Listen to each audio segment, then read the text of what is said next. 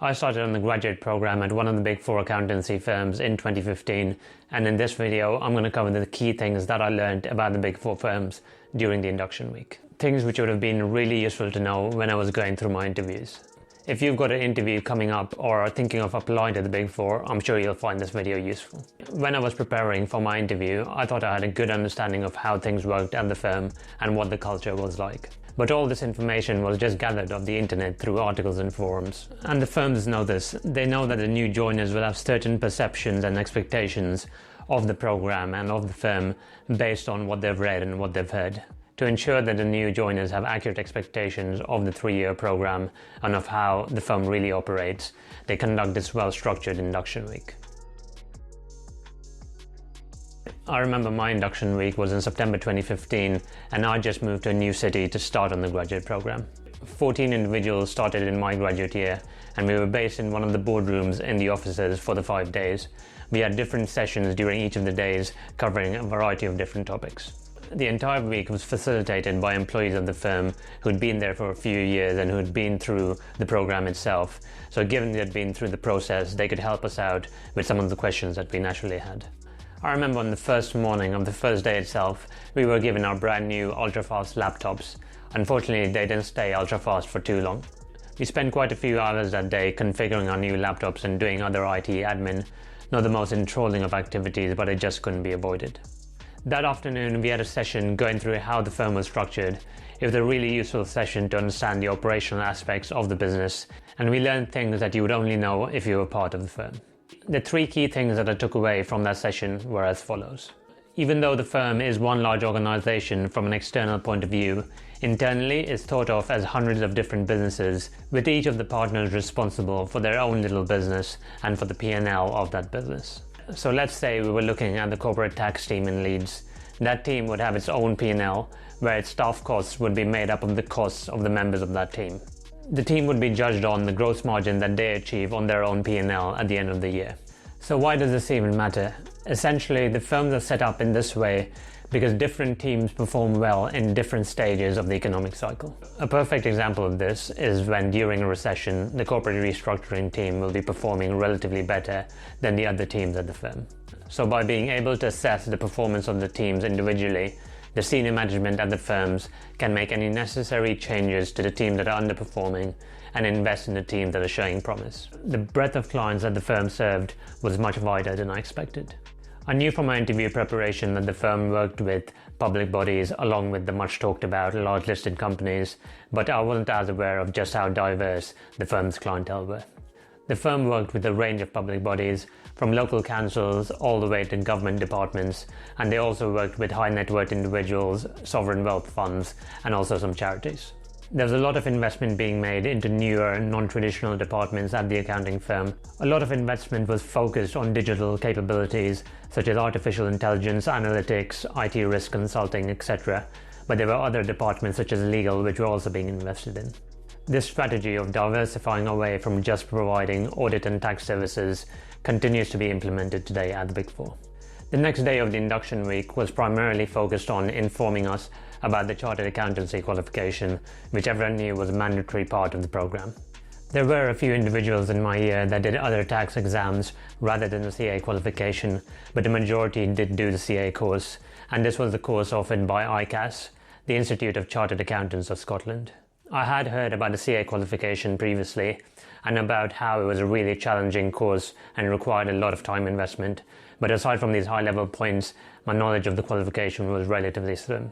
During the second day, a representative from ICAS came to our office and gave us a talk about how the qualification was structured during the 3 years of the graduate scheme. We were told about where we would have our in-class training, how long it would last for, and when our exams were. Aside from this session, which largely just covered practical information, the firm also had a session on study skills required for the CA exams, and during this session they discussed what the repercussions were for failing the exams on the graduate program. It was made very clear in that session that there would be consequences of not performing well in the exams. The guidance given to us was that the firm would expect us to pass the exams first time, and if we didn't, HR would always investigate the situation. They certainly didn't beat around the bush when they were giving us that message, and the graduates in the room were rightly nervous about the consequences of failing the exams. When I was doing the exams, the rules were that if you got below 40% in any one of the exams, you would automatically be removed of the program. If you failed 2 or more exams and received between 40 and 45% in all of them, you'd be kicked off the program as well. Also, you would only get one opportunity to resit any exam. If you failed that resit, no matter what percentage you got, you would be booted off the program. Sounds brutal, I know, but the firm is paying a lot of money to put you through this accountancy qualification, paying for your training fees and for your exams, so they want to know that you're taking these exams sufficiently seriously, and so they have these measures in place. Also, we were told pretty clearly that no matter how good you were at your job, if you failed the exams, your job would be on the line, and this made the accountancy qualification the most important element of the graduate program. If you want to learn more about my experience doing the accountancy qualification and hear about the tactics that I used to pass the exams first time, I've created a video on that topic, and I'll leave a link on the end screen so you can watch that video after this one ends.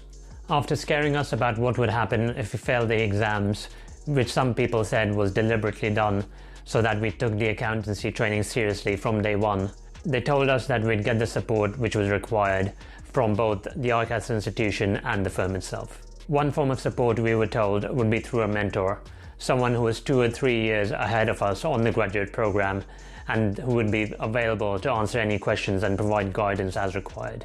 They might have been part of the team that we were joining, or they might have been part of a completely different team, but their responsibility was to ensure that we settled well into the role. We were told that we would catch up with them on a regular basis, and the fact that they'd been through the program relatively recently, they could provide us advice on what to expect on each stage of the program. We were also told that we'd be assigned a senior mentor, someone who would usually be a manager or above and responsible for our career progression and general welfare whilst we were at the firm. The firm knows that the program is quite challenging in the sense that there's a lot to adjust to for the new graduates. They've got to face a steep learning curve when it comes to their job because it's not something that they've done before.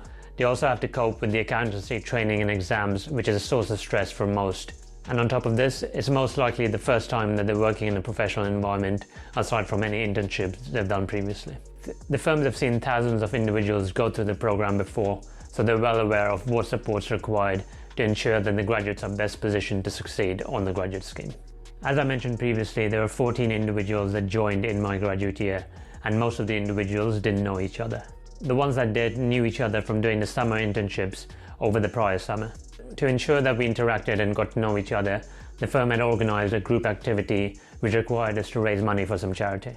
During the group activity, we also had to do a presentation for some of the senior employees at the office, so it was a good way to practice our presentation skills. Getting to know the other graduates that join with you is an important aspect of the program because, going back to the previous point on support, your graduate year is really invaluable when it comes to helping you get through the program. The graduates would be going through the process together, and pretty much, as was the case with me, we'd be asking each other questions on a daily basis about the accountancy qualification, the job, or whatever else. Again, to encourage us to interact with each other, the firm had organized a night out for us where we were treated to dinner and drinks. This was a great way to get to know the other graduates on a more personal level, and after that, my year organized plenty of nights out ourselves. Towards the end of the week, there was one final highlight where we were taken to an event in London where we were joined by all the other graduates starting that year from all the different locations across the UK. The event lasted all day, and there were plenty of talks from senior partners of the firm and even the head of the UK firm. There were a variety of different topics which were covered during the talks, including what the culture of the firm was like, what the short-term objectives were for the firm, and what advice they'd give us about our careers. It was quite an insightful day because it helped us realize what the larger vision was for the firm, which can sometimes be overlooked for more short-term immediate goals. So that was a quick overview of my induction week at one of the Big Four. If you want to learn more about my experience doing the accountancy qualification, click on the video on your screen right now. Thanks for watching, and I'll see you in the next one.